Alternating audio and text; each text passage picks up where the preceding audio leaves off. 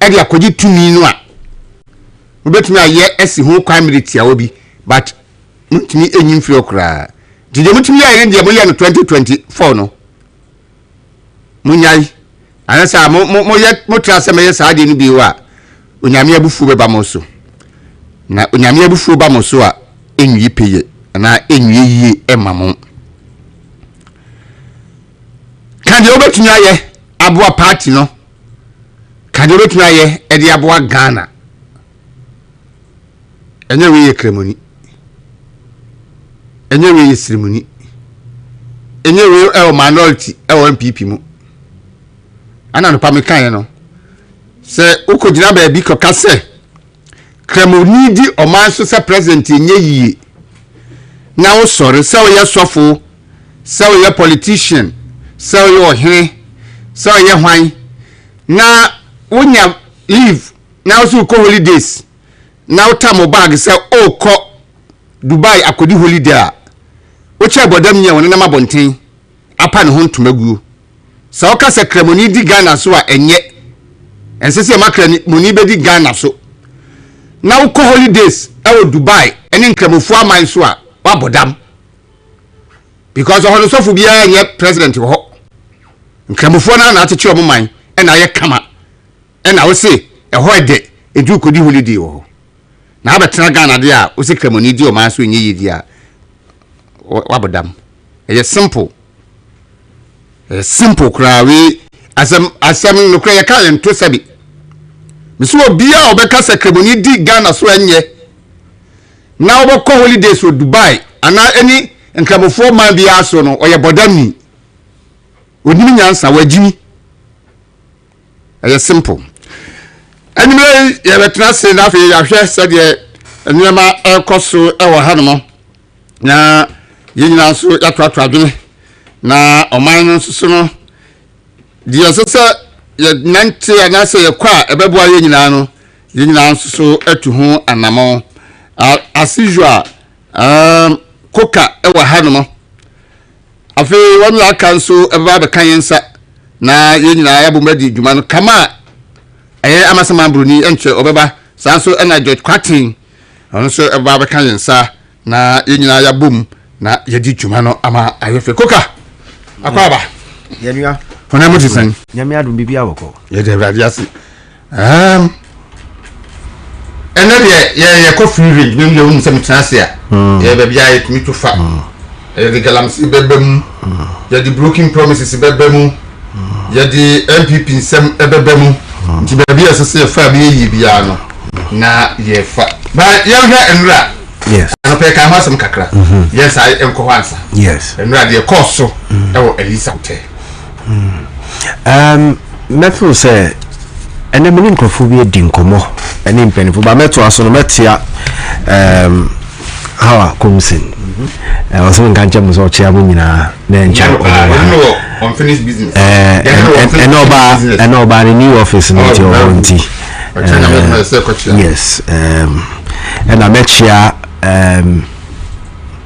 Madam Samia say nyankopon ne tu kwan no ode na bidura sondue mu gidi na ba yeah waba oh nice and I met here Baumia camp met here Brian camp met here Kennedy camp met here Obia met here MPP for nyina and I make say china ne patriotic school no institute no china ne launch okay inti yemmodin na obia mfa ne honjim na ye make sure say ye bebon and me chia DMB pioneers mo social media mo ne mebru no edi nkomo mo project Dr. Mahmoud Baumia Nsempa ne najuma ibia yenkoso na mama we mfisa no pa bia o sorry ya boldly state that you are proud to be a member of Yeyedom. Yeyedom apa. Yeyedom a ye can achievement facts ntokwa bi eni ho because MPP e ba ko. Well meda impenifo so ase na ye be chia ma wontumi ba bi o bia. Na ade course no na meka se erade a obo wiase wonim sene ohhehye ne normal ne sene o kan normal boom be na me mpanifo bi di nkomo ena mu se abebebre insemba ana event bi ba yenya daje enhwehwem embusam enhu ne fareban ene di nti ayeye enkrofo na ebaaye no na utie Dr. Mahmoud Baumia na san hwehwe no awoho a ese komoye sa meeting ne dadaada ba kwan na embede mu enti akwa ena utie ene so panyini doku oba ha o kire nsem no oma form o association oma form o group o mo ho no mo so o mo hihye ni so mpese o mo hia no na ihia na ba no madi nkomo no so de Dr. Mahmoud Baumia so de ade ye da nani so ato o mani so ni ye di nkomo no ye ja o mo kwan no ma kire se o abato a ye be ko internally ye be flag bearer no omudie o ma ho odin ebeta na chi ena omu be ko omu mpeso aso akoye adwuma na anya yes ewomu se ebinu ni nkrofo antena yi ebinu ma no ma omu ye ensi yi ba enu so ntwa ho se ubeko wanchi na baby a wofom ye no ode chopa ako na obi a woni na antena yi no wafa sa akwanye so ne onipa ko na antena yi na di yi na nsempa no ani nwuma pa Dr. Mahmoud Baumia eyeye the senior he is the only finest and active vice president enoma oyeye esesa dibia vice president no ene yaye hu se ne ho abaye enkomo ni mpedifo di hu akoti okasae omuso kasae enye kasa nkomo ebo so re omu bai se o abemu yehumwa ode mayen ye ba wo ho mwa yehie bia oboaye na se ne oso kwa yen bubu sei aye wo ho no ye tawachi ene ebedi wachi ene oso jesu ena omuko any media for di nkomo ka se ne yaka ena se ne be nti Dasebre na nya ade bi e papa e ade e ba se obi aba se wojuma on yeso ani ena flag bearer na ekoyi no ye tawachi ye no bebo ahwem ye no be ye adwuma ye be ka won se mpa ne akobo dawru ama mansan any party nhihye no ena se nyame adom ne ye ko congress na congress G2 se nhihye foforo na ye de aba no ye gini nyina atumu a na ahoden ba so se ne yeso ye beto aba ye du wa wo ne ye betawachi eno na course okay very good dem say for kuka na yachi nkano je kwatin so aba bekansa bra kwa aba Dasebre yes sir yenia ze bia boko onyame adum ne mpa bonti usukru musa the radiasi ena na wali sa wo na mi wo bi na dwode na course no wo hu ni say Dasebre de di kan ma me fa nchia kese ma wontumi efe etiefo ni ahwefo nyina nse me ba ha che kakra nti ma fi etiefo ni ahwefo o so afio be ma obi bi adwo nse nyimri by this time ma fi na dodo na article mo omo kofi na omo ebiebie mu obia etie wontumi 95.9 taxi drivers ofu taxi a wontumi trot for wontumi enei uti train mu kura obetu baby a abruchirefo nyina etie mu so YouTube ene baby a tie church we bia mo bi ye do we bia so ase na endro ama eye enije da sonko isanse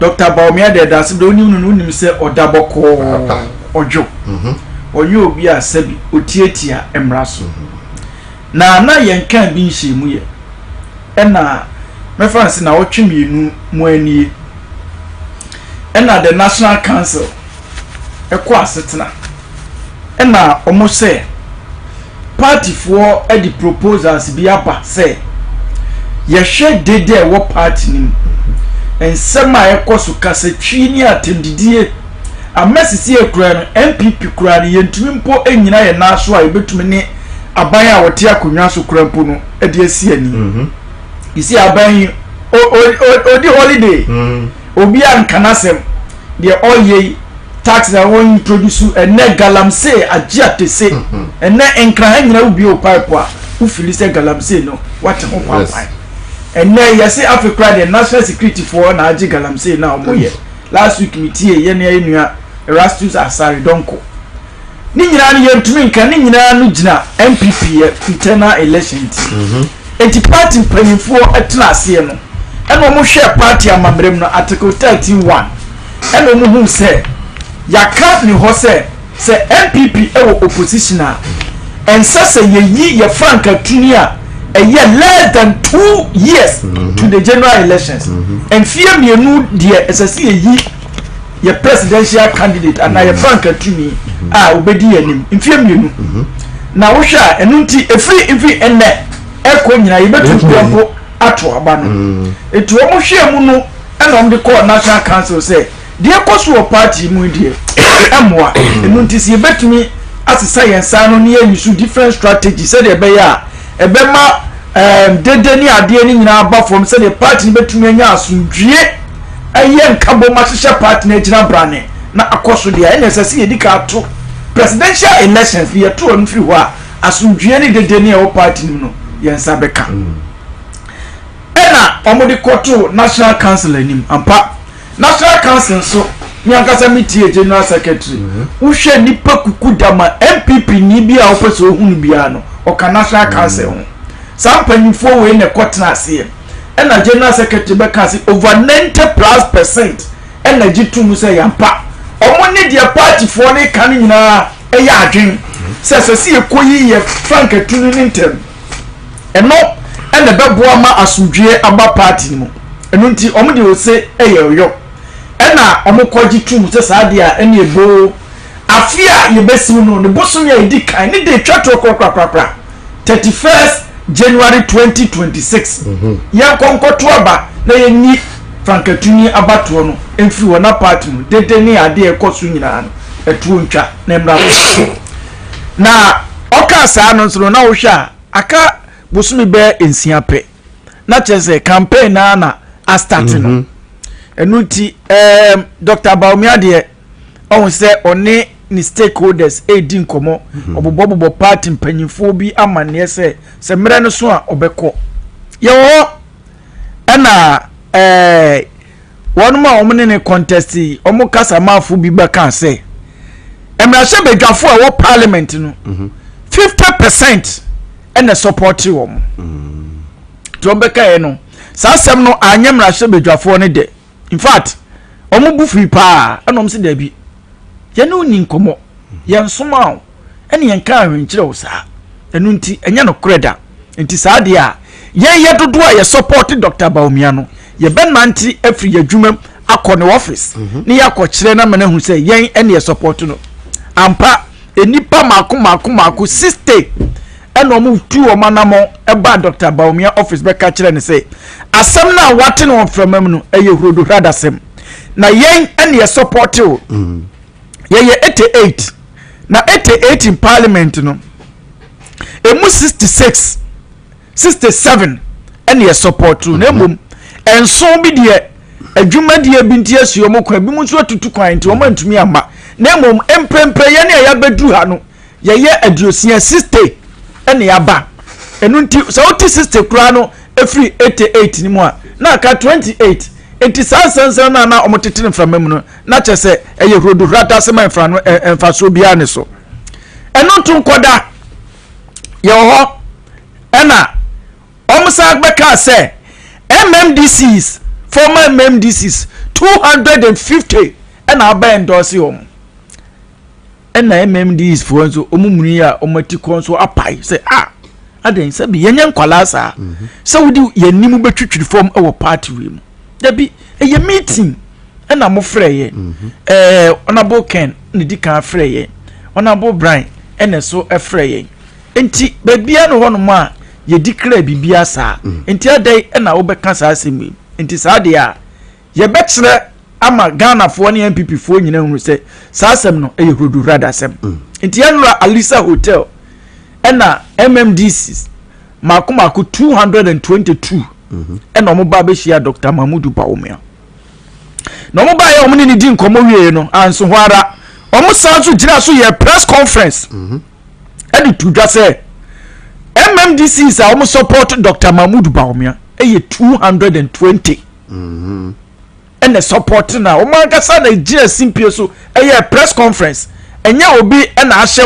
omo na free media for no ena omo ye di odi anim ye mi agasa mi former MC ye Ebenezer Doku Adenta wono na gira anim e kan ni nyina e de kire Ghana fo ni wiase nyina se emu 220 ene support Dr. Mahmudu Bawumia enti asem no na chese sisi no party fo nyina hunu se baby anokre no edanie sebi enye rodu rada sem na omo kasa wie no na Dr. Bawumia ene media fo kan no se oh ono de aseda ene odi be ma party fo esan se obia nim na bakosem se de odi ni djuma na hofama e MPP wasum amanyokuo yi ache sebi ne honne kekan wa ba kokrampo eye party fo na ye na dom se 2008 sambre no na oye adwuma e wo Bank of Ghana na satem no na amanyosem kura no sebi na onhye da nyinanim se oya amanyoni te se de ebonu din te se Ghana asa ena na adodanko akufuado August 2008 osuma ase ye mefre nimra okoye na oka kire ne se abrante midiwani adiwachi ache President Kufuor adu ho adanse in fact President Kufuor na behu e wo London ubaye presentation ene man de ubaye nso no wasazo apeja wa akoye the deputy governor of Bank of Ghana midimani achinchi nyina mehu se wona obetumi aboa me na woni me akọ akodi nkunim emra papa so wote sa asem no sabi ne ho dwiri no papa esa se na oni ani daso ena oka kire ne se eja na emra he na wode be ma me se me nkodwene sa asem de eso enti se me kodwene ho me ne me yere ne mabusua kodwene ho kakra enti wo ma me da sei wose wo kae no oka kire ne se o man just 24 hours se on fon kofie nkodwene sa asem ne ho mra na sada na okodru fie no wose wantumi ana na ohwe ceiling saa one ne yere ena edi nkomo na adwene ba ni tim ye brekopre se na wukura no ekwan bes na ofa so obedi deputy governor MPP ene ma obedi deputy governor enti se MPP se fa se di brand to na be bua mo ne yansa nkoji tumi a na se wankwa na mu wadi MPP hwambo to se asam ne be hye ne so kaka se bibibi na ne kasa eho pe ene obu opitirinya ne ye enti ade achen ya pe ene wo sesa ni nkrata nyina gu bagim ene okọ na ado no ka chense na de okai no magiatum me no beko na oba yenso no party fo nyina hu adwuma waye 2008 ye koye anya yie wampa ba satem no wo ya brantie ni mesusa enti okonya adwuma bi krampo wo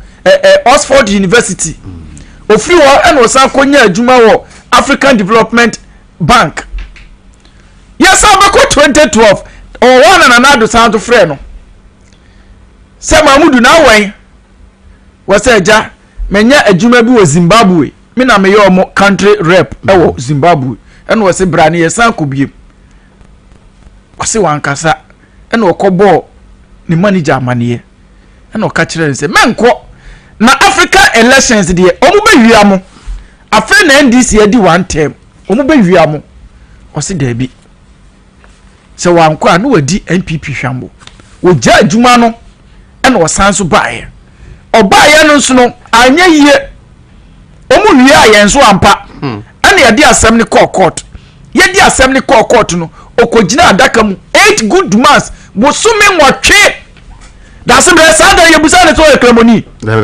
tama Dr. Bawumia kogina court no obi bebusa ne so yekramoni nti obi ka so yesram ni nti okojina court MPP busumi mako nwotwe yekowie ekobu asem no yese 54 yendi nkunim eho ene okase nana afekura de min tu kwan ko ba bia biem me tra sei na ma ye adwuma MPP awini 2016 enu ntimo bakaya from 2012 na ye ma judgment 2013 no anche bia na Dr. Bawumia on was starting campaign first university campuses training colleges no man lectures party for nyina nim adwuma wogye eno eni adwuma MPP for eni dem presidential candidate Nana Danko Akufo-Addo ye ka ho eno na 2016 ema ye win election over 1 million votes 2016 aba ye win ye no na enye abakosam ketwa because Ghana since 1957 Ghana oman we nya afa hodie president bia no wote akonwa so a enye ku ene edi tu no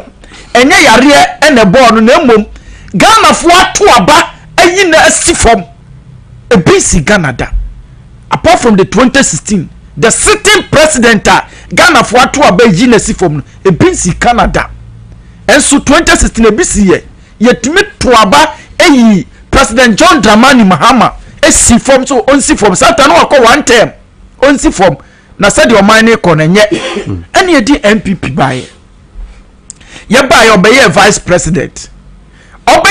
president nsuru wangu na ni wani mase in fact Ghana ni bia ne ye beye adwen na obia so bedi adanse ye enye MPP fo nko na ye ka Ghana ni biara ebedi adanse ye se Dr. Bawumia pani obi a wadi vice president or what signature obetumi akai no vice president bebre abako ye bobi kura obi anim wo mu bebre wu ewi afi wo mu in fact president otia konwa so president John Dramani Mahama enkofo kura ewi afi se no ye vice president esan se obedi vice president no wanya hwe wa mo no homodo wa mo number wanja legacy wanya bibia enunti Ghana for bebre kro efi se president John Dramani Mahama kura na wo ye vice president in fact sisi ye kura ye was sitting vice president and so obi ampon kai no obi ampon kai te Ghana ye was sitting vice president sisi ye na so ye nyina bedi adanse ye se Dr. Bawumia ebedi vice president adwuma wo ye de bua ne boss na Nana Danko Akufo-Addo ebua MPP aban eye Ghana ni fo nyina nim se wey ye friend say eni yare Ghana ni bia nim adwuma wo ye from one constituency one ambulance and na baby a wonam Ghana bia wo hia ambulance ni atwere ho Okankwe South ambulance Adenta constituency ambulance ni nyina aye Dr. Mahmoud Bawumia ni initiative for the buy and na mi fi Adenta mi bakrom ya twere car bi ho smart transit aye EV vasa buses use electricity and na Dr. Bawumia on one initiative and what the buy said this thing will cut cost electricity any pen use fuel enunti self car from Adenta co circle na nka ye 10 cedi a self sa bus na ye 5 cedi ni nyina any initiative for the buy hwe bibi to say medical drones ene so obi we kurase na sabi yare bon emu odene pa na se emoja tuno a yesuma drone within 5-15 minutes na edu ba bia wo Ghana bia etumi fa wiem na akọ. This is the person I can asem enuti obaye no Ghana ni bia bedi adanse se wangu ni ho anim ase enya de ogu ni ho anim ase eno ene ma MPP fo koto aba hwe tama ye ko 2023 primaries no enipa na ejina MPP fo kukuda no mo ye makomako 10 edu but enipa 10 no onu tu na MPP fo nyina to aba ma no 61% ye kwa kansie anya yi elections de uwini bi ni walusu bi so kwa kansie na enye anya yi a na eno nkire se o presidential candidate our presenting or ye bad in fact abako sambia ne wa ekire sa history bia ne wa ekire sa Ghana ha ya to aba since 1992 ya share this fourth republic yase in 1992 President Lawrence oni adubu ahene ne koye sata afre na ne free kumu aba democratic governance sata kwa yeti MPP 1992 I think July 1992 nti yeto aba yeti ye part no endi 1 year and ye call election enu nti presidential candidate ye present no wantumi ani nkunim but ye ko 1996 no ne ho mfa no nti wantumi na president J.A. Kufuor ebaye and obewi ni primaries ono so koye no anyeye Kufuor nya 39% anyeye MPP force there be in fact adame bekan ha se me ne MPP panyini bi edi nkomo o ka kire me se o gidie pa wona koma mu se ono die entra amye anwi ni 1996 no it was because of say ye change ye dubuan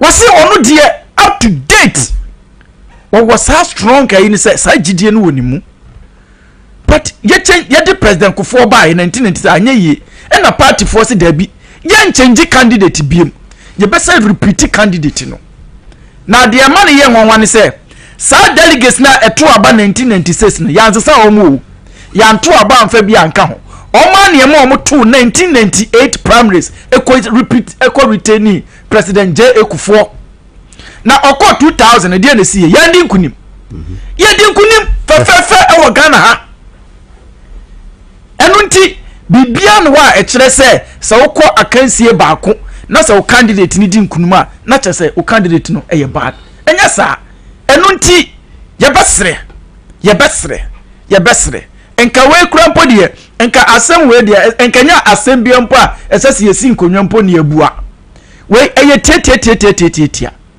enei ensemo NDC for kai omo ba bem kana fo nyina ye hwe enti nka MPP de enka ye kura de ye presidential candidate dada ba omia ne ho ni asem Assemble pa na NDC betumi aka fa ba omia ho biem in 2028 omo ni assembly a omo kani nyina ahwie amobia hu se eyentro ena omu twae assembly na omo betumi aka biem enu nti de mesre MPP fo nyina ne se emre na duru we enya watimi wakame ye nyina ye nkamom ni enkoto aba ne bum fama no si ye retain no as a presidential candidate eno na Ghana fo be hu se ye consistent na ena odi kwajoko echina odi kwabraba ena odi yakọ ochina odi kwabraba ebeye den ena wadi nkunim enu nti Dasebre ye besre MPP for say we die enye se assembly wo hompo ne asinkunya ye nyina ye nkamom na ye ntanachi na wonkodi nkunim na so odi nkunim a party fo nyina ho beto ye Ghana fo nso ye ho beto ye era wase George Kwatin no na yatin kanu kama nso ba be kansa amasama bruni Oyibu kwawa midase Ezeng boko na muse na miada Roma ama sama hoti sen boko eno a wu de koso mi hu ye wa follow free bravo ehia onabo ken kushia onabo Brian eni nra omishia former vice president unhwani na mu a be na wi free mu. Well, Dasebre started first and foremost by say me chair Amasama for constituency. And I'm chair your general secretary, lawyer Justin Fripon Kodia. Now, Dasebre, me worry in this whole internal primary say and they say ne huno.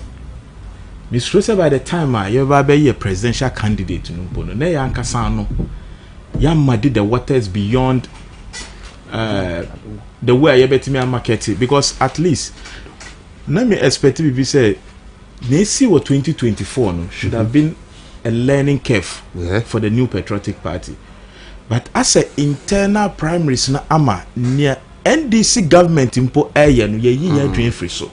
In fact, we don't even talk about the NDC government. Yeah, we are behaving like. Yeah, na yesambo on mine no. Enti you're concentrating on our internal matters. Sure. Some of the national executives, in fact, where they make body, Owusu Bempa. Mitimi share the post be na me be say who recommended for his appointment. Because as a national executive, na utimi tam o former vice president na wakofa ni video na say wa arrest dollar e the key na ma IGP na wakotro we na ochina enipa ni be flag bearer. These are the screenshots and these photos are used again. Now who are we national officer no how are you now going to campaign? Because me read who post. That's a me a neutral person. You the same person now who feel say enipa won merit to be a leader. Now I beg you know how are you coming to convince me? How are you going to campaign for me to support that person? And then me worry pa and the where yet throw shades. The most recent one cry the well honorable sticker ekasaye. In fact, na me expect to say at least by ene you be sorry no you be read an apology from honorable sticker. And na me tie ni interview bi one say Zongo youth movement Electoral letter. Me nim say Munsaka bi. Yeah, Munsaka.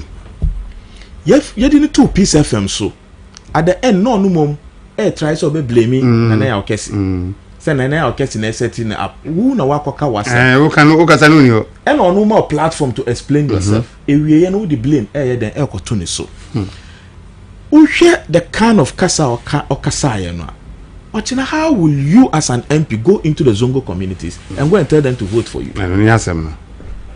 And that is a dangerous path. Dasebre me in 2018 me nyakonya etimi call Rwanda uko mo abakosem ombeka che say enipa baako na ekotena radio station so and the ekasaye or see wherever you see the cockroaches kill them and one no ebedani into genocide. So we shouldn't let internal primaries because kasa waka one I was ochina this will use it against against us. So quickly man can say ye no pacho maybe I will support you. Nobody is telling you say pacho na free home but one can say ye. And you see, that's what we also call collective responsibility. Anyone or your campaign now, na no kofuma. So on patcha, you can issue a disclaimer. No, what this is way to So that was what I was expecting from Honorable Ken team. Say kasana wakano. Yeah, you might not set him up, but umabet natural letter in a nice way be so that Honorable Sticker will not also feel offended. But you also know say kasana okay. One can say yeah, and but come on, how so there? On one kasa honorable Ken ko gina mampon kan say Ghana for you ready say to abama ceremony. On one can be enti ebere no timi I reprimand you be a odinati. That's a me a Nasara coordinator. One of the challenges you're having our Zongo communities is this long time held notion about MPP using the UP tradition. Over time now say Sadia no air free ho kakra nyema yasan start Agyei enukra na besa ko asa ko pa babio akọ shemu kina say yankasa no still mpo ase Zongo phone cremophone ase ye ni omo hwe ndis nje hwe mo Zongo phone oh dabi uche the developmental project before I be call election Nasara coordinator say my brochures bia yeah Zongo development fund and it's then Zongo ministry developmental projects are omo NDC comes nowhere close. Meanwhile NDC still wins into the Zongo communities. I don't think omo win. Ya stereotyping the Zongo community say yempe omo asem. Now all of a sudden obi a wa holding ministerial appointment. I was a member of parliament. No, Abeka Sakasa way. Such a person, Ochina, how do you take such a person into the Zongo communities to campaign? He will be the last face they want to see. So that has been my worry. Say the Tibiano, we can all begin to see say the way the signal no echo. We can all clearly see. And I like one thing. Former MCE Eka Ebenezer. Yeah, Bisan question say. Yati say moko other presidential aspirant and hopefuls no muko declare. He was very very emphatic say they never declared. They are declaring and onu no your almost spokesperson. And me all that I want to deal with is the empirical. OBC who now see OBC wabe declare ma. Any nipa say me call a man declare baby I me declare when I me jine and I'm mama camera side there. I told me so I make kasa. So I'll take that person's word. And ebe pimene almost 24 hours me boa omo yes our press conference no wie ye minti any former MC be obeka say there be kasa na honorable Doku Kokai no Ebenezer Doku Kokai no he wasn't speaking on their behalf ono anokoye na there ebeka so okay because some days back and some weeks back now we heard this notion say oh a group of MCs MPs also have declared for certain people. It wasn't news. But all of a sudden, as if say, if one group declares for another, now I say, oh, number is numpo so, and I'm one share numbers now. You know, we are sure say now so that sometimes in research work, who use representation, you cannot say, oh, Koye researcher, you can't get all Ghana. That's why we use sample size. Yeah. It is a interview, maybe 100 MPP supporters, and not 200. Maybe I do. You find in your mutu about grammar, doctor, 4 million. You can interview 4 million people. But out of 4 million, you can take 1,000, 2,000 and make a representation. Say, oh, do you want to see omu per week? And research findings, it's accepted. Yeah. So if we expect to say, oh, be nipa, be kind nipa say 65, or be kind 1, 2, 3 up to 65, you'll be mistaken. Obi krabeka say, oh, I'm caught up in certain activities.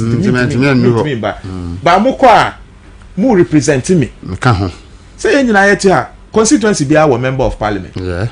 Omo go take decision. Say constituency ni na parliament. Na o say abani so ye be to be.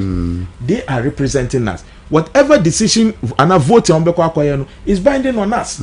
So if few of them go to declare, na say o see who share per camera na o share no and a video na hu ye no number no enso a well that is your own decision. So me I'll just please say the internal election should come with certain level of decorum, because near AC 2024 no permit there were places I make koye campaigning in answer yabo audios out here asem ukaka banaza if you mo akasa mo see any pan say or say mo akasa and they will refer you to mo amuga enti eba ne say as 24 see say denchem free so mo bo tichie free so say be ka say denchem awu a ye nyina chi one na tin so na so enti wa MPP ni grassi nya o si mi nkoto abama no ono grassi wo MPP ni say on board who money. So how do you convince me?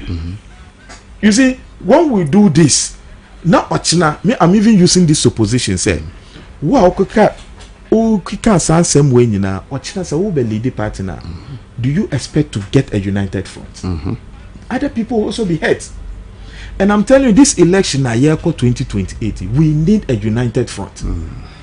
Nobody can claim say you have, if you me maybe I'm saying if anybody thinks he has the grassroots, you should go independent. And you see your smoothness level.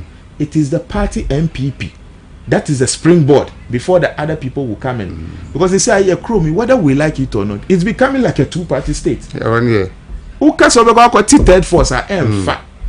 So and then MPP opposition and this is our power. And we want to have the restructuring as quickly as possible. We know MPP is the party in waiting to take over again.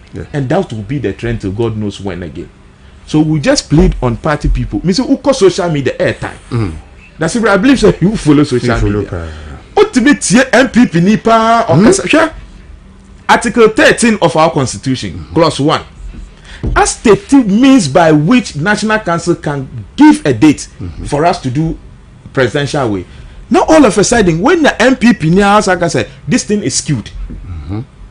If it is skewed, quickly test the law by going to court. Because there's no violation. Or say not later than 24 months.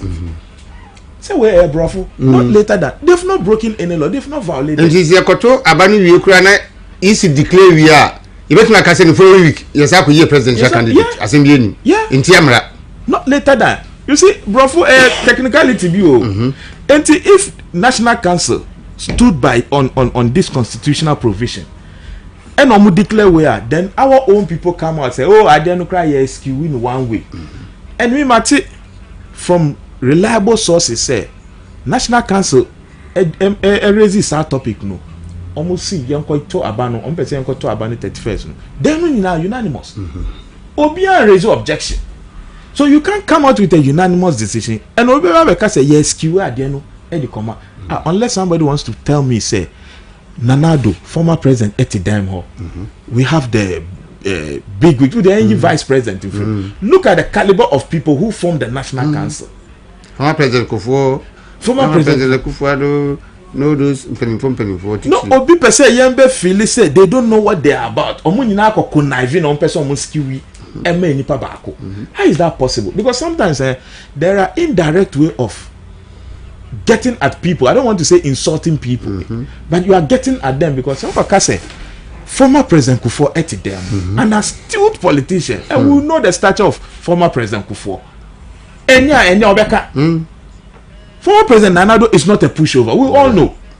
So we got national councillor at the end, and ATM, right? There are lawyers in there. They will quickly raise and say no. Decision they to na mumanu ponu ATM ra. Inti yesha enye muntu shada. Agyei we say the ye ne bia in election ukwa. No matter how you try to stay neutral, obi be have an issue with it. So we should look at the larger picture. That's why democracy eka about simple majority, because Omuni said that you in many cases you can't have unanimous decision. So I see simple majority. What was the majority decision in coming out with that 31st day to know? If the majority decision and they say ya jatum and na unanimous, mean you will be beka we trebiano and no there meaning nipa ni nyadri. And then honorable Chairman Sabonsu, omo friend mitien wo sumpa, and you could see say analogy now all money now. These are people who've lived through some of these events. So when they are speaking with experience. Yeah. And I don't want to believe so. Obi to say Chairman Bonsu. Beba be fwa say akade we etiamra oba be fwa so. Much as say only Dr. Nenam. But ade ni tiamra obeka. And we know these people over time say omunye nkrofo a sebi o say omuye nyatunfo say ade ni nya o yambu eni nguso. We want to have free and fair elections. That is our advocacy. So that at the end we are obi obegina abonto obetu note no obi abehunu say at the end eye clean. Because una kwaya bibi enipa ne begina so or break away obenya excuse. And now obetu note eguma said the party obenya excuse at the end cry na free and fair. Because there are certain people who are still bent on one fact say no more, it shouldn't be any other person. That's Dasebre me. I say kama eno amasama bruni. Na we dey aba madwuma na simple because na ye frida bia na ye call ye nura no a na ye ba sa primaries no e ho hihia ahoro no na ade si mu. Enti koka young friend primaries no empanifo adi ka ko date. Yeah. Police station any presidential candidate. I think sometimes me can say a lack of knowledge and social media ama majority of party faithfuls in yadajin reading your constitution and largely acquire the matise obi yika unya adajin obi dinkomo and then many man penifobia dinkomo. Yeah, we've all gone to school. We all know. So what does the constitution says? And next why no vote to me no? Why no go take a decision? The second highest body they go take a decision. Tell me why no what them or say or my objection. Yetia the far who di so ayampre and then she share simple. Yes, some of the proposals no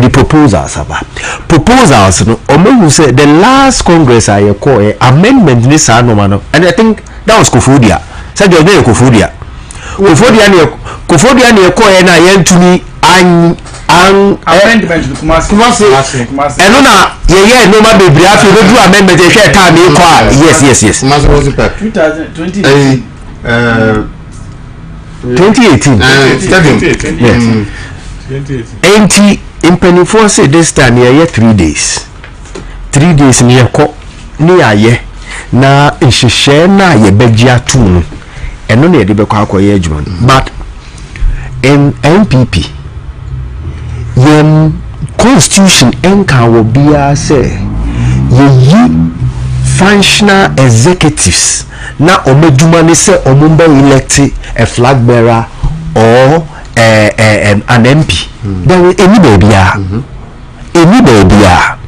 and you see Nyankopon say na adwiri o ebinima TSC mu I empower nkrofo etia nkrofo a omo fo se we koye chairman we koye secretary we koye se enti ase edura no mo atwa mame enti game ni sign and me catch obi say system na ya fa no ebema the various positions from grassroots are urban and the next election a very peaceful and smooth because a lot of people will fall out because me have any interest me any sponsor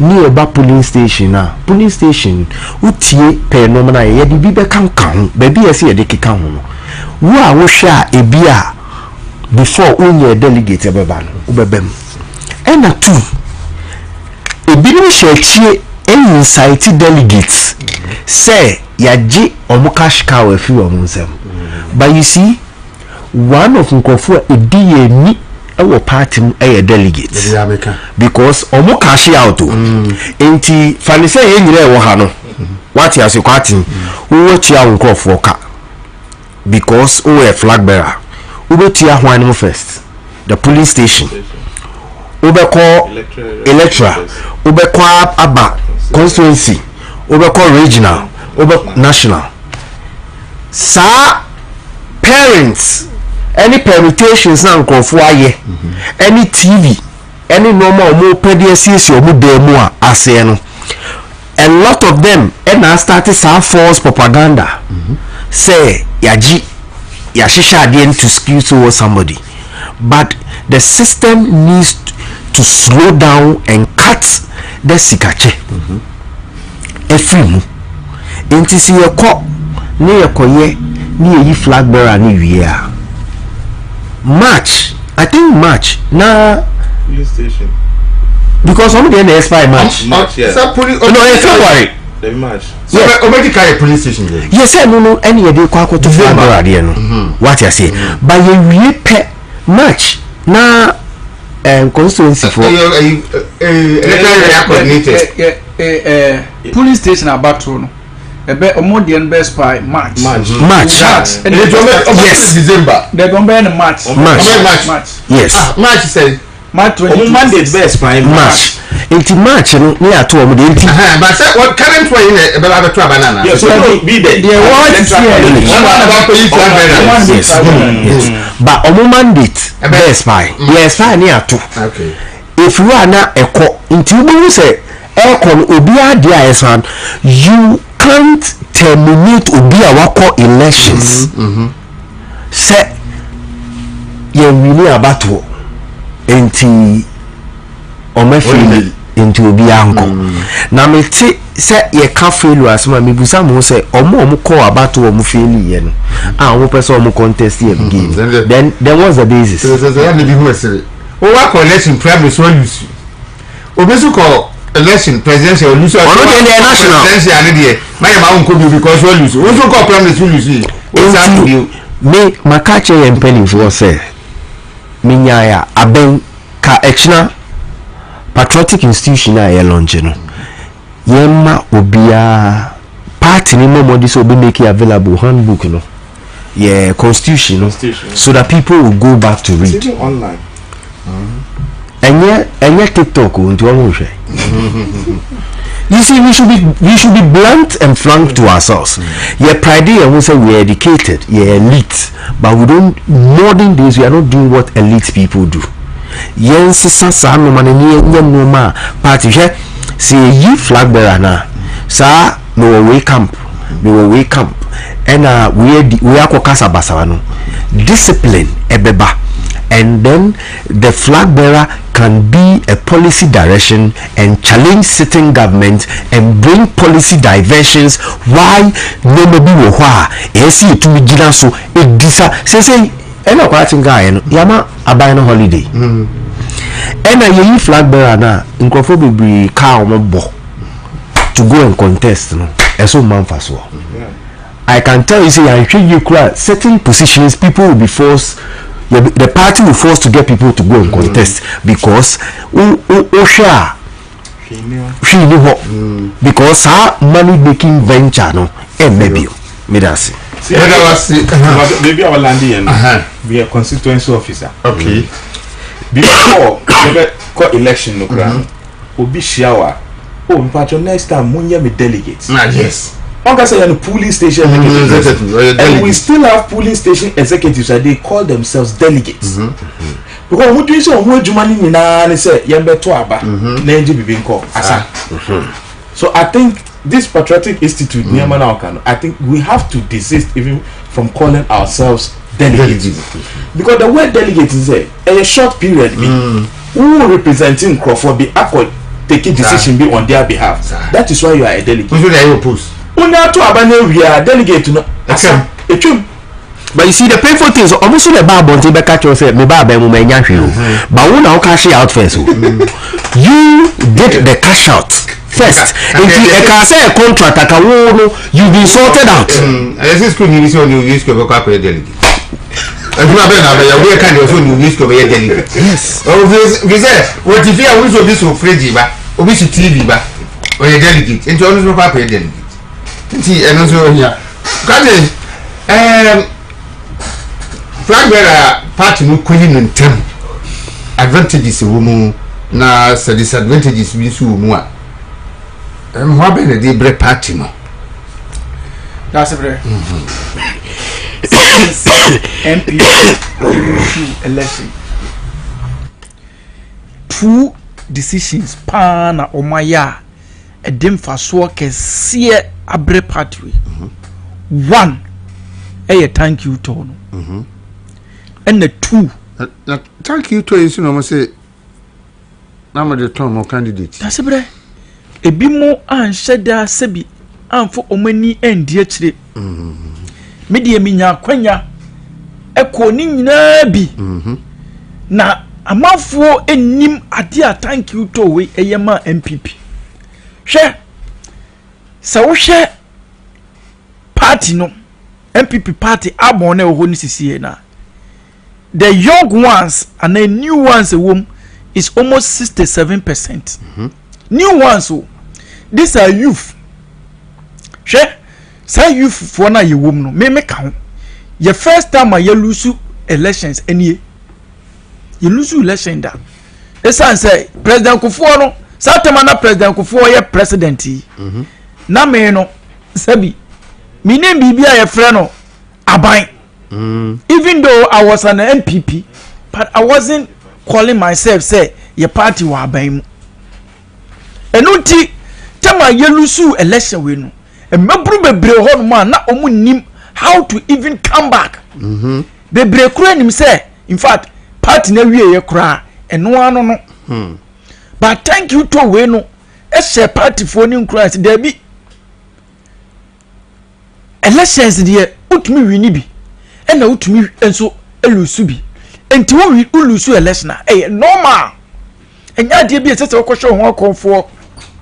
In fact general secretary kaye the party national chairman okaye even a member sabi na ne ho fa no kakra okoye o ma third vice besi na nine no ono so kaye na ye presidential candidate Dr. Mahmoud Bawumia ono so kaye e ma foto bebra aban bi ana party bi elusu election a o masan so aba enti eno no de anigye ne hope bi be share party for si da bi si ayire ho ba bi aye adwuma je betum so aba bi enti amafo na afo mani endi akire ta thank you to na dia ayama party and the 2 side decision ya the national council nyame enhire wo side decision we ya omaye no hwe ade a ewo MPP mu a amafo bebre abonyu so eye fashions we fashion in fact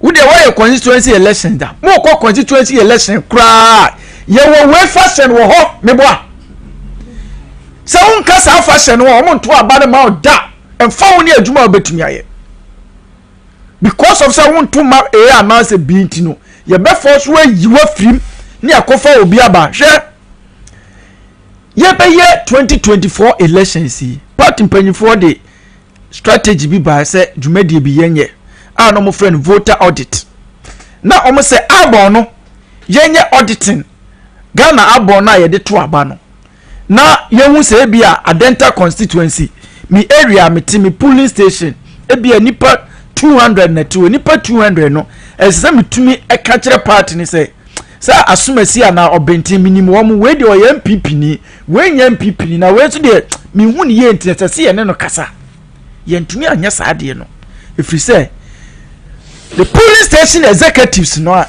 ese so mo ye no excuse me Dasebre bebre ho ma no mo nti police station ho na o mo nti wo o ye police station executive but na on ti police station ho I said that there will come see me say omo kwa akoto aba obi frɛ ne say ya frɛ me say memra na delegates ye kohia na ye koye den oni de okoye ena say afrɛ so ba na obeto aba eti sadie we no ebe yisa ne mani nyina free party nim in fact asanso ama the current electoral system ne wo hoye no asanso ama wo mu tumi enye tumi ketwa na party ne dia ama wo mu say konsuo ne bo ahina mo na mo di party ne ko opposition eti mo aso mo fa party emra power enya de ketwa na tumi ketwa na dia ama the current delegates ne wo no because senke ya kasi ya kwahihia from police station aba the possibility say wo guarantee ade be na guarantee say wo bekam bibia no e kire say enka wo ye police station chairman na enka wo sa kwa abato fofra wo bedi nkunim woni bibia e kire say wo de wo safer hand and say wo 100% assurance say wo bedi nkunim dabi because abato de bibia betumi asi ebia enka wo be lucy me ye police station secretary ebia enka ye koto aba enka me lucy ananka me wini then so saadie we na mama kwanya say me nsan koto aba ne biem na menyi the flag bearer no na se yi flag bearer ni wi a ubo se dede wo party ni munyina ebe kofo party ni bia ni masema me kan party ni bia no wa ne bodwo so de ekwo so party ni minim panyifo bebre a me fon me no kasa nyina na amafo frem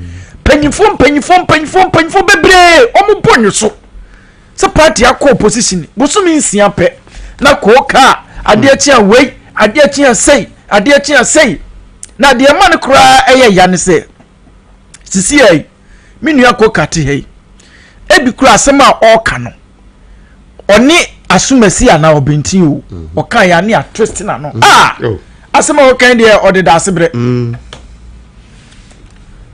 asema o kan de o de amasama broni mi wazo no asem na wo kan kura enye hokura mpo na o ka fa na ni nyina no eye because of primaries winter NTCC NDC for the holiday obi anko se ene obi anka NDC asehwe this month na nke se o muti fuel so this month but o month so also obi anka obi aye din because ye no your focus ever your internal primaries. This one gets say abanity fuel so. This month here say what fuel so. Upabusa obi a oye energy expert bi ana so mbe catch. This month it's a senka abanity fuel so. But o month so. And so MPF for ye din o makoma no atum because obi anka. When nyina no because of your internal elections.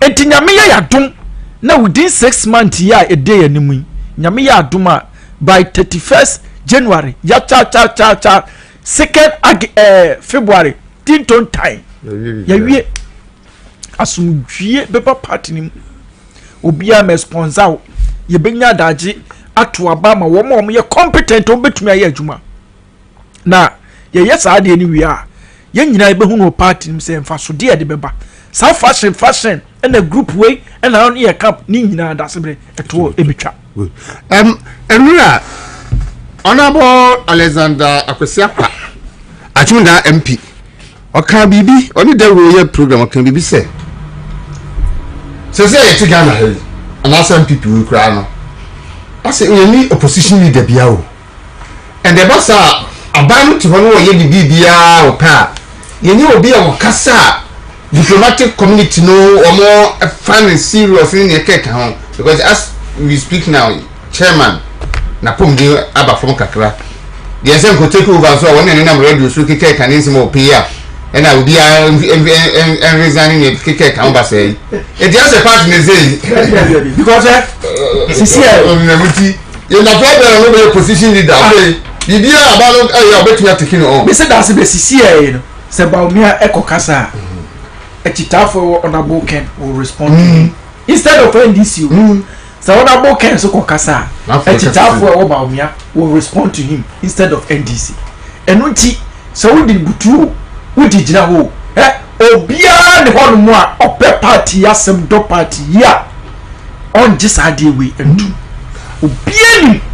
obia nim say ade we no e ne bema asudwe me say ye benya 2 good years e dia hyehyɛ party na 2 years ne beto no party fo nyina omo kaseti asa ade no ombeba say no ade we ye national council timidie me ka kire national council say sade we ye omaye enchirima ene beda o mase esan say problem e wo MPP mu ena we wo me camp ena me slate nie ena me fashion nie he si enya yesa election we nya obia be chai sade because interest baby si ye na Dr. Bawumia na winia ona boken o sponsor candidate ayede Brian odi candidate yede ana ye wura ditu dabi obia no obeye enti party ni benya kwan ahyehyɛ no ho kama eyi wo ma obetunya ye adwuma because ye nkoyi obi a obeto aba maye se sisi e ka se ye koye sa election so ya ubohu Dr. Bawumia nkofo obeka se hey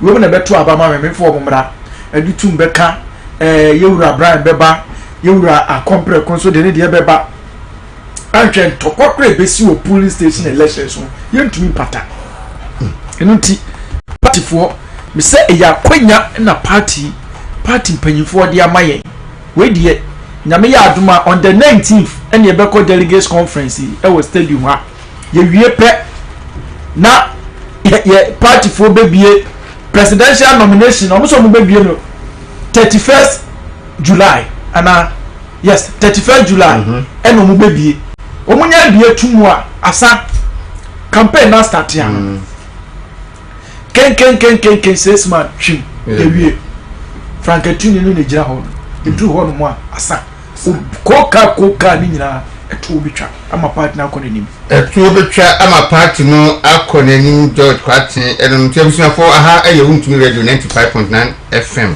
yewo Accra yede Ghana ntidumedi ebre wona salumedi okọ YouTube nso abo movement TV a obenya ye ahwe live ewo ho yede na se ma tabia heba center form de tabia takumaba tabia takum ye memedu tatahwe eye adwuma mementi mu yana godon kada bia se kase edro bi eye adwuma ewo mementi mu a eno no enheda ehia nchichimu bio edro bi be kase ye adwuma mementi mu bia no wo ye be na se otiase nti wa ahwe na se horsepower no so otia na akọ hwebie chepa na aboa ama ne nyina wiem die tintobi obabi atu adru bia wo pebi atu na 0243 686861 so onsa ebeka bi hasense forcemen control se opehuma plans bia ta brawo mo ho onto ade o hasense ho mu hoda bibie ni abeto abenu se ade di nyanka mkoto no baby foforo dabi omne mai papa bibia ba yisu fie bia yehuma plans bia no pa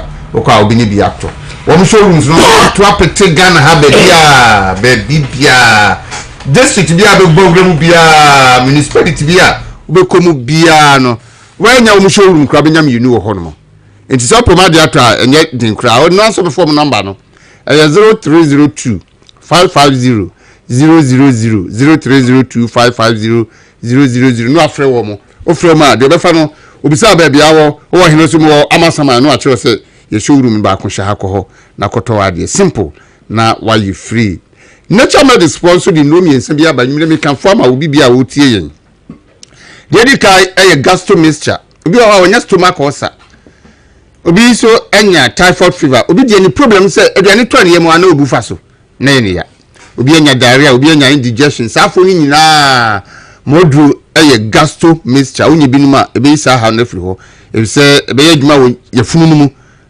nchenchen funu mu na yisa ha oni nyina firi no aye free oba obu nsa a wote ya oba wo nsa bu no ensisi so oba wanya yeast infection bi no menso plus mixture na nature medicine dia ba no unum bia saa ha no nyina be free ho na tete na ofem no eno nso agyai mema de ye nya etie ye nyina yo saa problem no bi timi no akwa na me doctor no di ho nkomo be ma nya di free 35 years kono prostate no nsakra bebem ehya se ye kesi ye natural saa na nyame bo mema na prostate ye kesi no na affect ojonso no nti kane se le okodina ba bia o take ma daba mpacho ma mi sinam nyam huye usi ya no sa be furuka no ene kan be gina ba se 10 minutes ni atwen na passengers no bu ofu because a man tentem be okra o tia o pansa na be ba no abre na apompia ansa na ba nunu na ye haw enso nature medics say wo wo prostate plus mixture ho eno nunu bia eno nso betu sa haw na se ama wa ye free be be tuntu aduro bia wo de okwa bisa binya mnoni biato omo number a ofre omo meja omo so no 0248 778899 0248778899 untumi radio movement tv ye won kan akoko milemile he ya adofo no doye nti yenso adomo obi a wo ye adwuma bia obi a odi dwa bia opeso bo ho dawuru no ya fabraha ade ana Ghana ni wiase nyina ahwe o ana Ghana ni wiase nyina atie entuma ton wa de ha emokada tibra na enu ntrase na yemwa na bibia enye kama o person of number ni 0509 301401 0509 301401 bra na yenu enidwa na wo nso obenya yeso mfaso papa afei yankwa yakan pipi mu die kakra ebre na aka ne fa nko VNDC me kai Rollins by na misua pa anamro fa no ya accountant social welfare and community development. I'm TCSA BBA by structural adjustment program views of the yini pedi. And she has seen the be redundant. You mean you be uncle Nefi. She runs will be in pedi pa. As I don't know a trim. I've read your Mahama Baye. I sat yes, din. Minority in parliament say omo country ban no say nipa 100 na where you were free Bank of Ghana no on formula because o muni tumi so mi yo koka yenhwe ayidie ekoso yin ase ne say edie na ese country MPP fo nso a omo wabonti me pese me ka say nurses for na call strike no ye pesi hu ba bia akosi nhihya akosi eni sa anoma enti o ye nurse ni ame hu ba godon se na no ne no na Dasebre o kai se na no ni edi nkomo ye hia nurse bi o ka se nurses don't retire on their salary but retirement is 600 and me feel say nurse yes no this 600 a month me person will be say IGB say meaning say I artist I confirm say December na the retirement drew so the retirement president mama so you say contract here or maybe say ya say as a contract discussions are started. It is alleged say contract discussions are shas here.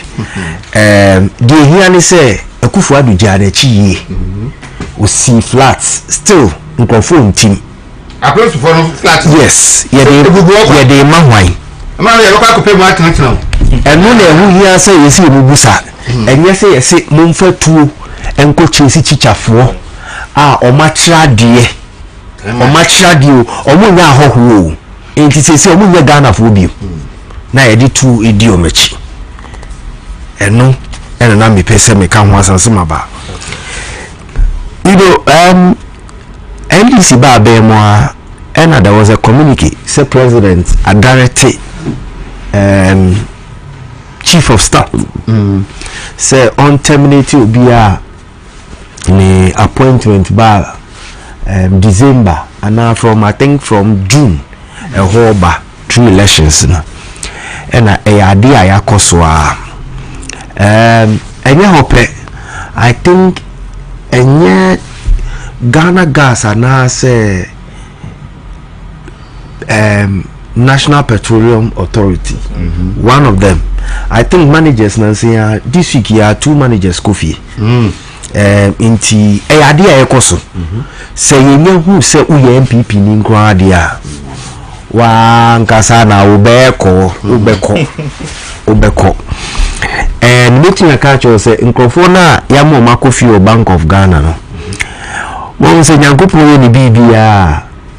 He gives hint. Omuko through exams yes no money nyina. But omako share HR na chi. Na HR no but HR me ofidi no kabebo. Oye penimu o mma. O nianum a omo mma. They went through all the processes. Nenne una wocho so omo nkofie. Na you know dey. Say our philosophy no believe say act na oye no ana de oye no wronga ko boje na djuma atro aka say adie we mfua so ba say wo yemu de o bo ho ban ba obi de o say ne de na enye enkyere say wo ye adwuma pa. John Dramani Mahama ka say obeye 24-hour economy. Obeye 3 shifts. 3-1 say 1 I would rather send me makase adie baako a me pe wo John Dramani Mahama no say oye indecisive person but very consistent in his inconsistencies. Say eba ni consistency e woni inconsistencies is one oye constant. What you say unya ti saa de na no me bia oye enyo ne ka say oba be repeal airline obedane no ka say legit mining companies wo ho enyo no ane nkofo ne na edi na nado matem say ye de aban sika mom no mo de ye de omo baye no enye ne ba sika ne ba kuwa ode ye box ye do so chensem na ye ka no onya waye adwumada.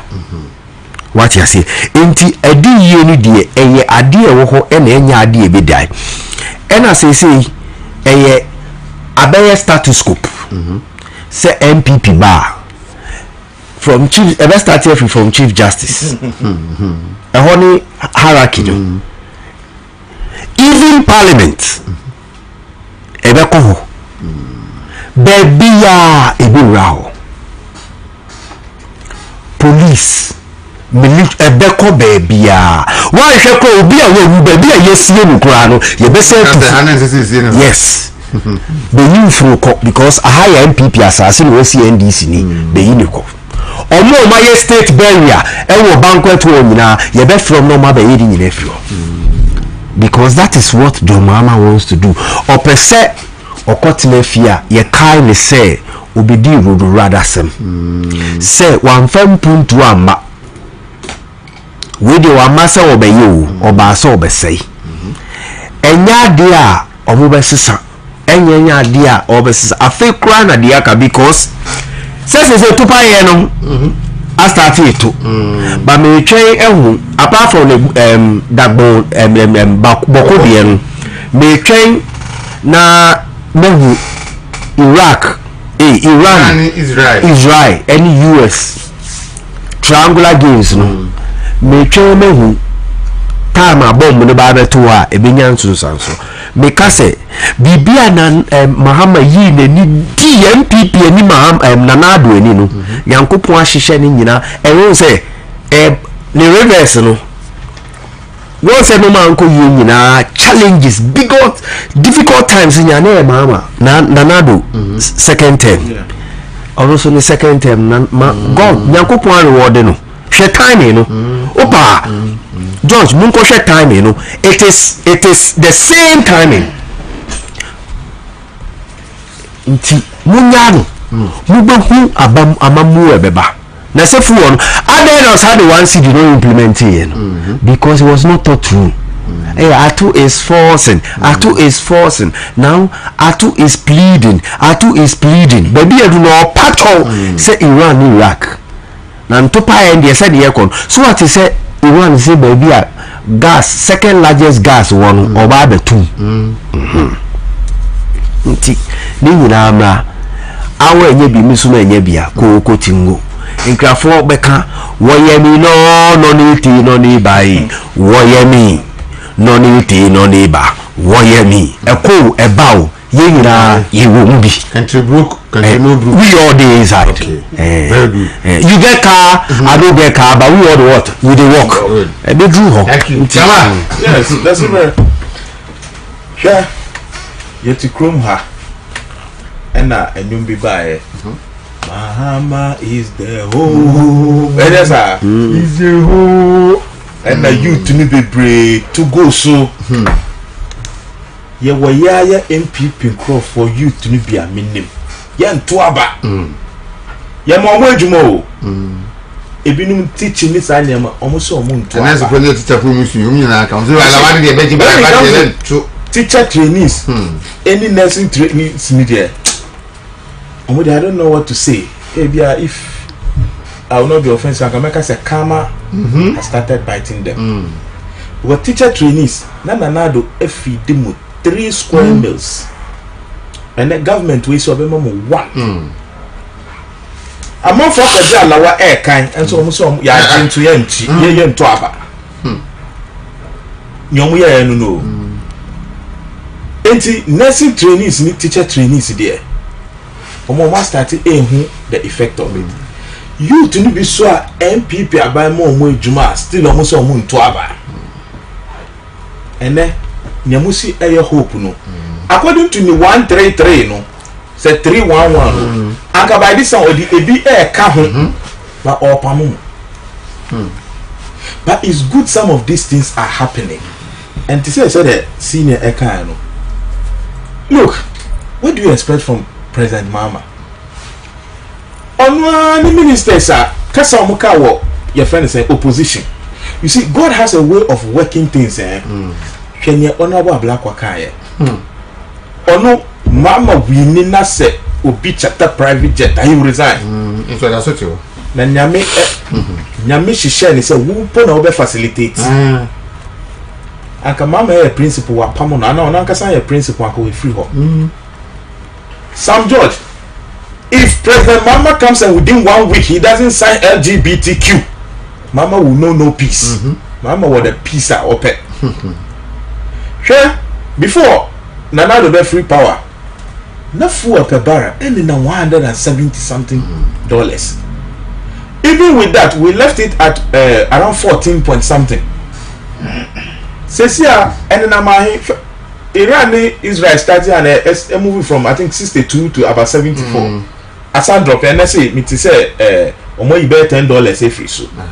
And so still 2 cedis difference so and every so. But you see the NDC is smart and the MPP say increase fuel and no mark of oil total shell. But when it favors them then they begin mentioning oil ni sa nyama. That is how smart they play the game.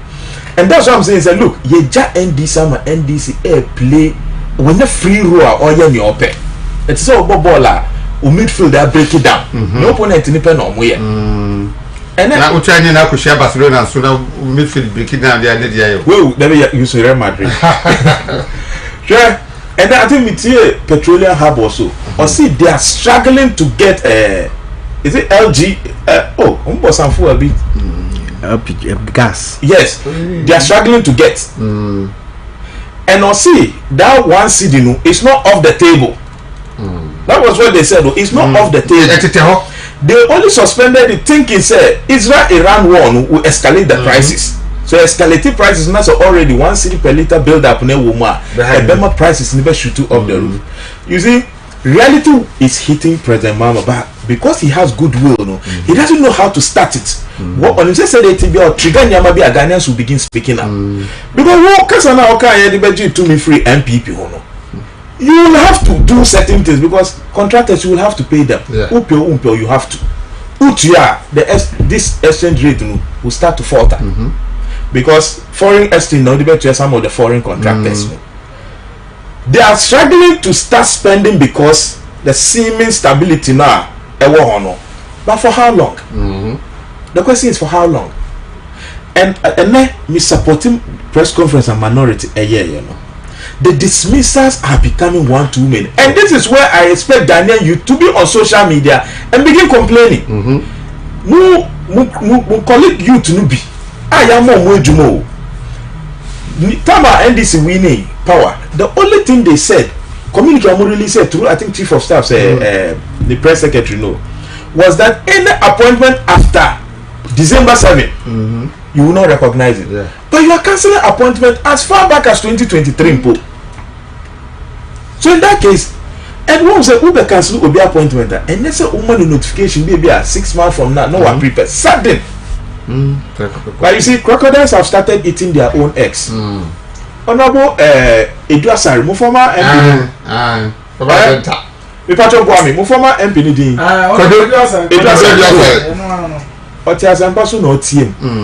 Said the women's organizer Kunu ya pamuno from Ghana Maritime. And the Ghana Maritime says here, President Mama they appoint you because you're a woman not under MPP. You're no, I see Kunu. If I look for under MPP. Under MPP. Good. And now you see, sometimes when you end up hurting your own people without knowing. And then I come back and say, one woman organizer Kunuma Pamono. But this is appealing to the CEO of Maritime Authorities, Osi Onjino. Because the notion say, yeah, a fan under MPP Ninti. Still, as an dream, and say Obejino. But why is it that Honorable Edwards are complaining because the woman organizer are affected, and then the other people are not Ghanaians? So this is manifesting clearly. Say, look, Nanado did his best. In fact, Nanado's was na a conflict na esi I don't see na kai. Ye kaya ma musi. Then yent me for the Russia Ukraine. Yeah, 2 pi about 212 no President Mama see. Was in the finance minister in the monetary spirit. Your friends are almost starting monetary. And I'm one bomb now within a week or so. What's starting monetary? Nanado need them to only be power that's so too. And so man, you see me until say President Mama Kasa you know. Aka minister be na Kasa aka me fan zero. But President Mama Kasa I have no catch say me use Russia Ukraine and fan justify. But what now approach foreign media there now I consider say the global happenings Russia Ukraine Obama Abeka God is also giving his share to deal with. Now it means under President Mama the Dwanena a barrel echo in around $150 and now $170 President Nanado 2 year no 150 cry there better fuel around 20 cedis per liter. And there is no way he can escape the global happiness. Gen you yen himself says global happening bibi etimi si far away but it has implications here because who budget now who yanumpo about 60% of it foreign donor support and I budget Ghana yantimi support here budget so if America to say now honorable black one Sam George Mika say yeah 2 pi no aden Ghana nkwana esafa you don't compare who the francophone countries set example you'll be mistaken. French policy of assimilation is still working there. They are controlling the economy. So French will know government of France will know how to give them some buffer. Because any says safe and Nyama omuntan to tumsa because of what France is doing. And none of us will want to go under Nyama France, some of the francophone countries. So we are seen to be a sovereign nation. A sovereign income because we are not say their budget. We take it elsewhere for support. So I said the youth must not only register their displeasure. I think it's about time say the MPP is because of your internal elections we are distracted. And where was a stage demonstration on it?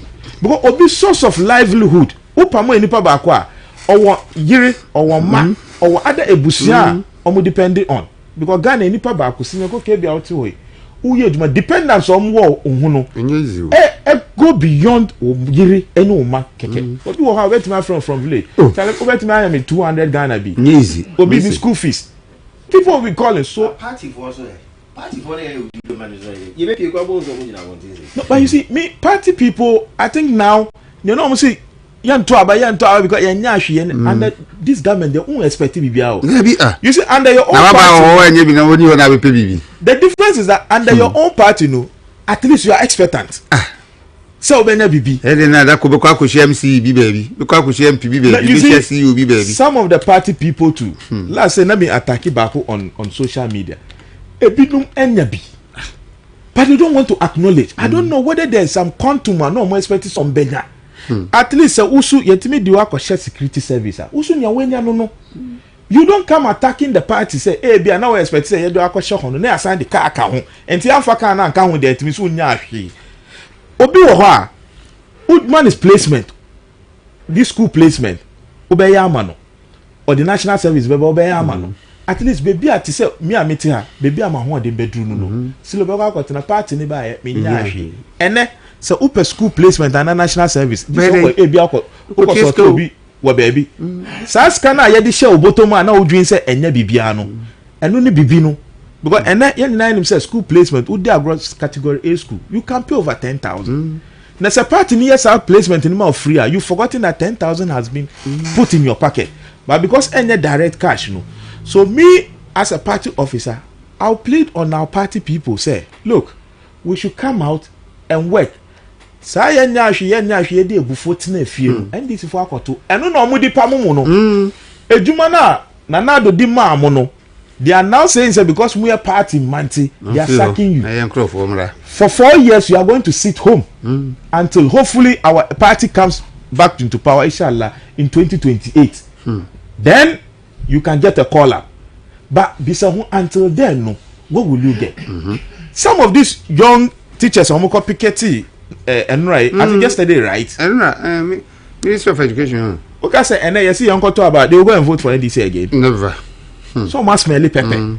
So that is why sometimes when you are talking to people, one say if they do, I think this 8-year cycle thing, no, it has caught up with Ghanaians to the extent say that's it. Just say, as a 8 years you know drag, he knew how they can you. Kono bimbra, upia skyscrapers, yeah, BBI 8 years also. So that was one of the things I know feel say we could have broken the 8, no. Na abeye some precedent bi a ya set it so that obi be hu say ubo hu modern in government a betra anya we ache aha so kakra mi waka no all right George and the let's say yeah bobo ba wie I don't know until for nanti Dasebre sama mi nua mo kan nyina no enipa ba ko a medi ne ho yaw eye Kwauman this year chief of staff Yura Julius Debla Yura Julius Debra me didn't want your papa me man shada from a near dinachi Emra now a year chief of staff under the first Mahama administration enti na amanfo boni dini na oba we no ena me hu ni say ye kase obi a wo ye wicked timodifo a wo ye wicked ni papa is current chief of staff na uni say bia obi na election to me be the election man yo ye no ya kura well no fear onya kura wona wo ye chief of staff na oba ye abaya oba wo se Ghana fo nyina abo wo se wo di policy bi ba ye friend 24-hour economy sa policy no wo ye big boss bebre o big boss bebi o be fa bia 24-hour economy game changer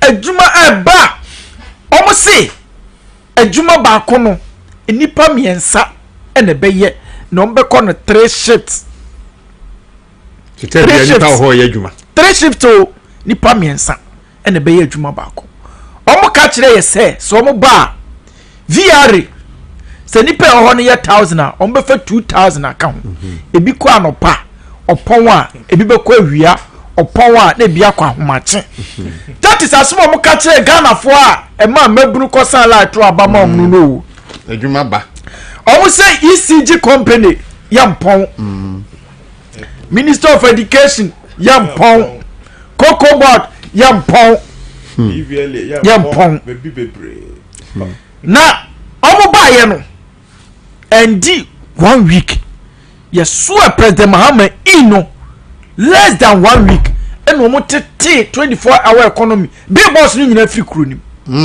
ba kokura ni kuro m wo de wo na ma state nation not even one poster of 24-hour economy omotini nyina free Ghana ba bia adwon ko hokra but you don't get to see it na omotini nyina wie ya no and wo issue statement say obia ye fa na djuma under MPP bia no ye nyina di me no ka say enipa omuba omayi omadie no eye 36,000 wow 36,000 nipa to them no ye fa omadwuma under MPP into omo ye MPP for ebi ono mo a we ye obi a ye fa na djuma 2017 wow why you say nipa na di yeah and you say omo ye ordinary casual workers o ebi ye directors of companies ebi ye managers we ji omu nyina di se omu kobi na di unim di omu ya no security service no ehokra di airtime se udi no ya akandina ye musa o se to abama e obi o se wo nkran ya nya transfer hamle wo boda no so aflawa ya transfer wa azim ye hwe udi no na wo ya akandina eno ano no. That is what they are doing right now. Now, omu yes adie ni nyina wie ye no. Ena de call ye ni ankasa ya temu adwuma. Ya temu adwuma no. Eho. Ena omu ko share Chief Justice say Judge Sibi e wo ho no mo a. E wo say otumi petition sa judge so na ye yi omu free ho. Ena so onye eno nom so okay wonya dia ye be petition wo ye yiwe free ho oni obi wa na ye nya kwan ye de be ye ena omu ko hye omu nkofo atwi no omu atwere petition de mo omu no omu form se mo mesan ena omu asan ena ye de akọ ena chief justice nso no ya suspend no otinifie ye wie ya Bank of Ghana endro ye se nipa 15 ya pambo omu nyina Bank of Ghana I'm say 100 enipa wo ha ema ba no chifo ni abrese ye form mra no wo ha omu nkofie je me no ka say NIA we so more strike yes NIA workers almost strike omu ko adwuma because you ntwe omu ka aba we be ontwe omu ka da enura teachers are omu ko Ministry of Education no ye frɛ swatting police nkwana nketwa ne be tigu wo mo so ase omo ye akida fo na we nyina ntwam nkoda no ya na mebusa me ho sɛ dia na yeji esanse President Muhammad ye nyame aye wadom wodi president ni bida onye foforo ena wo so president ya wabai enfie na pe ena wo enu nti ade anka wo be ya ne se wo be ya ade ahwe in 2017 tama president Akufo-Addo win election no 2016 po okotunfo ahimfie otunfo se nana do danko Akufo-Addo minimum no nyene na wo ye me lawyer minno na tena London ohima kurom minim se de oti minim se wabɔ brani bia wo hia hwe de wakai no ade a wo hia pa eyedin wose na de wo hia pa sisi ayi se wo ye president no se udin ebe kɔ Ghana abakosemu enu nti ena na ado danko Akufo-Addo ono nso gye ne dini edi free SHS eba ye ena obisa President John Dramani Mahama say for over 40 years in Ghana politics a dear pana yadiba kai President John Dramani Mahama ebi ni ho weka se Mahama ke ade Mahama ke it was already the actor so say be ya the dini ni la say Akufo bas into orusu be pay bi the obi create the fund so obi first come metum ni first come kogumen eno nya policy no shani appointees no so be eno so enye legacy etina ka me expect say nko ba yi the first thing an kan ni bebre ho 24-hour economy no wato atwene baabi na nkofo a wo ba no wo fa bi o wa bind dada no efa omo no omo na what terminate omo nyina contract se omo nkotena fie ebi wo yere ebi wo kunu ebi wo ma ebi kura ko school endra obi send me message bi I say George ya terminate me yere contract e o GRA ono na hwe me school PCA die unu abema my mobo into ko ba bi a family di wachi nkaka asama ba ando ye no send message ni maame ena me say ye koye ana ye bai essence ye MPP for die eja wo say ya se oman no ya tete oman na pansa enti ye nkotena fie mutu abeti aye so no ye kotena fie boko ye kra ye di ye fie nsem kra ye nwie na chese oman no sisi no o masi oman ni trase ena obu oman no sre ni abasa omuhu because omo ba amamu na kasa omo ba mu no na omo ni plan bia o omo ni plan bia so omo de ba no plan etu oba ye contractors ontu omo ka adwumafo ontu omo ka adwuma bia no a waye the only agency ya man budget ya release this kamano e presidency and a gold board asa wo de ko agencies na aka no ko hwehwe omunye me say NIA omo was strike omunye skenti omo workers ka o find it out say me boa NIA omo was strike workers ni ko strike omunye skenti omo ka because sikano egu Jubilee House and a president ni die and wo de party and wo for private jet akese and ni nua private jet no wo de nam wo disa eti onye hwe tia contractor ka teachers ka ontua school feeding ontua hwe ene o se afekra de teachers training teachers na omo 3 square mile no sisi ya no ti so kra onye wo eti sisi ya no chese me see udi abusa agency ni na say agency be ni woska the only agency omo woska no e gold board in the Jubilee House and the scan go no mudi and a dollar ni go omo ka omo sori no mo chiche bi and omo be kwa omo peso aso yes why di because akoye adwuma next president and so bi ampon kai no so all break ani wie a bosumi nsia pe na ko ka ade atia wei ade atia sei na de man kura eye ya ne se sisi ai minu akọ kate hei ebi kura asema o ka no oni asumasi ana obenti o o kan ya ne a twist na no asema o kan de o de Dasebre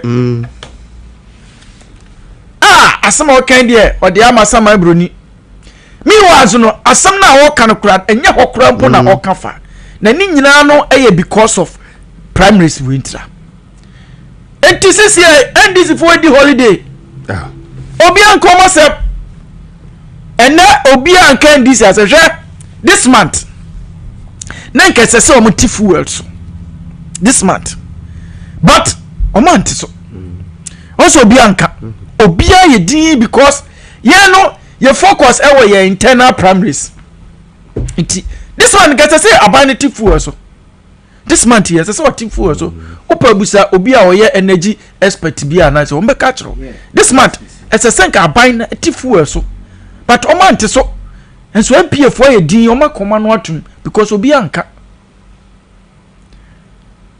when nyira no because of your internal elections enti nyame ya yadom na within 6 months ya a day animu nyame ya adom a by 31st January ya cha 2nd February tinton time ya wie asumdwie beba party nim obi a me sponsor ye benya daje ato aba ma wo ma ye competent o betumi aye adwuma na ye yes ade ni wi a ye nyina be hu no party nim se mfa so de de beba sa fashion and a group way and on ye camp ni nyina Dasebre eto ebetwa enura Honorable Alexander Akwesiapa Achunda MP oka bibi oni da royal program oka bibi say yeti Ghana and I said you want betumi age adwuma because yenkoyi obi a obeto abama ye sesi ye ka se yekoye sa elections wo ya ubomu Dr. Bawumianko ofo beka say hey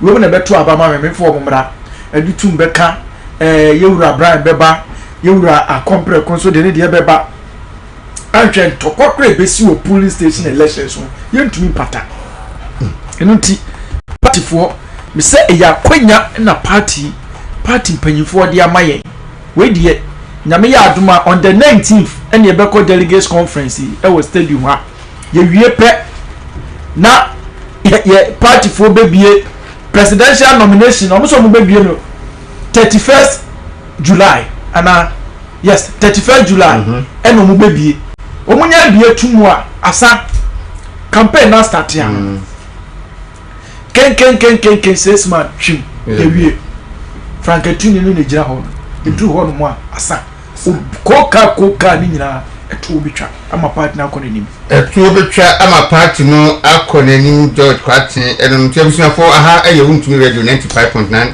FM ye wo Accra ye de Ghana ntidwumedi ebre wo na salimedi okom avensis he has goodwill. There's a party near South 1 week support for year chief of staff under the first Ebedu, I think they medine ho yaw eye ko mind this year chief of staff Yura Julius Debla Yura Julius Debra medine ho yaw papa me mansheda from any endinachi emra na wo ye chief of staff under the first Mahama administration enti na amanfo bonidini na oba wei no ena me hu ni say ye kase obi a wo ye wicked timodifo a wo ye wicked edin komo from the 20 Mamudu Power it no a decision yeah impenifo say this time ye 3 days 3 days ni yako ni aye na nhihye na ye begia tu no eno na ye de bekọ akoye adwuma but in MPP yem constitution enka wo bia you class na now if President Mama comes and within 1 week he doesn't sign LGBTQ Mama will know no peace Mama want a peace a open sure before Nana do be free power na fuel per barrel and na $170 something dollars. Even with that, we left it at around 14 point something. Sesia and na my Iran Israel started and moving from I think 62 to about 74. As I drop and I say me to say omo you bet $10 a free so. And so still 2 cities difference so and a free so. But you see the NDC is smart and the MPP say increase fuel and no more for gold total share but when it favors them then they begin mentioning oil that is how smart they play the game and that's what I'm saying say look ye ja NDC play when the free roll oil in your pay it's so bola o midfield they break it down no opponent ni pen no here and then we try na ko share Barcelona so na midfield break it down there dey well never use Real Madrid. Yeah, and I think it's petroleum hub also. Or see, they are struggling to get is it LG? Fuel bit gas. Yes, they are struggling to get. And or see that one CD it's not off the table. That was what they said. It's not off the table. They only suspended it thinking say Israel-Iran war will escalate the prices. So escalating prices now so already 1 cedi per liter build up ne woma Bema prices never shoot off the roof. You see reality is hitting the mind enu ntimo ba kai abe ya adwen na obia so be nowhere close here ne bia in election Dasebre MP election 2 decisions pa na omaya edem faso kesiye abre pathway one thank you to no